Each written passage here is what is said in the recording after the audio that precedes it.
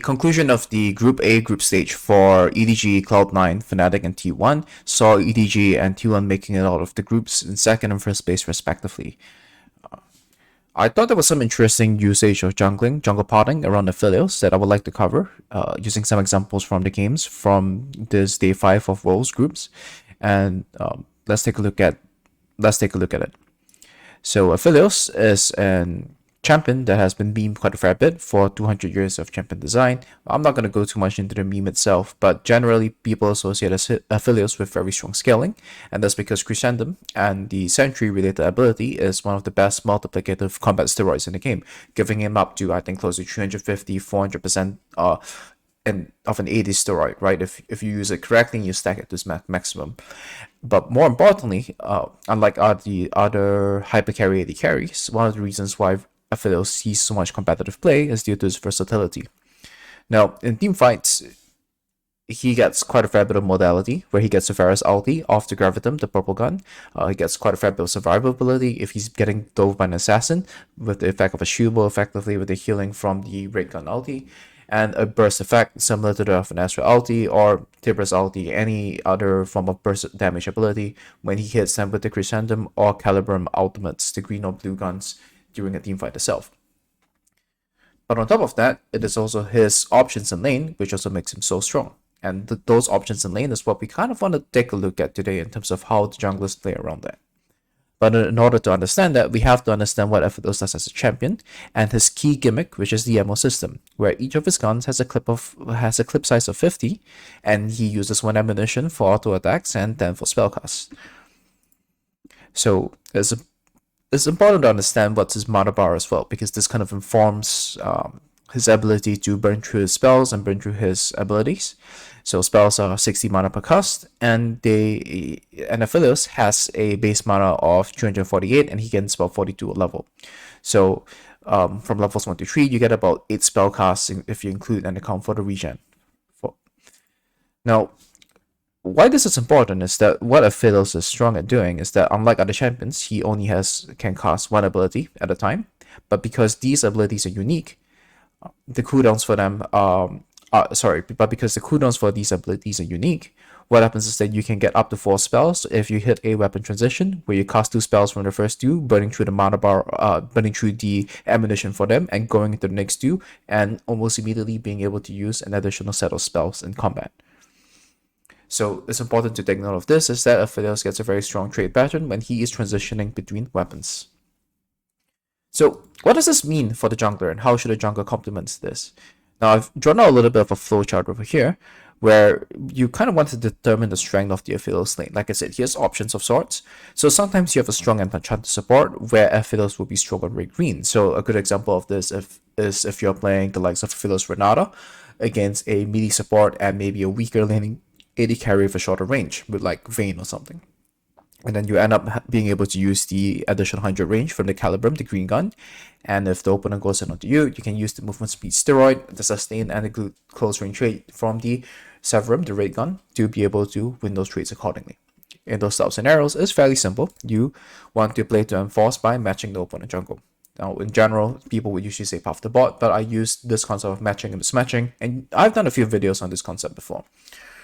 But the interesting one is in situations where Aphelios is strong on blue-purple instead. Now, this is what makes Aphelios such a versatile champion, because in some situations he can be Caitlyn, and in other situations he can be Kai'Sa. And what you want to be doing is that in situations where Aphelios has to concede prio, you want to be playing to fight or gank off this transition, where Aphelios has multiple spells to use. Now, of course, if you are able to create a mismatch jungle potting scenario, the purple gun is particularly strong, as it does come from the engage, if from a flash auto attack, or simply tagging them with the increased range from the incentive, the blue gun as well. So let's take a look at a few examples of how this was used in pro play and on the world stage. Let's take a look at the Cloud9 vs Fnatic game, with Fnatic being on the blue side, playing the Aphelios and Soraka against Cloud9's Jinx and Lulu. So raise up halves now to look for the 315 timer after 4 to 5 camps. Let's go back to why I said the mana bar is important. right? Because in order for Upset to hit this transition point, he has to spend 80 ammo and still have 180 mana on the tank to be able to burn through the last the last 20 ammunition, and then immediately go into the third spell to get the lockdown from the Graviton.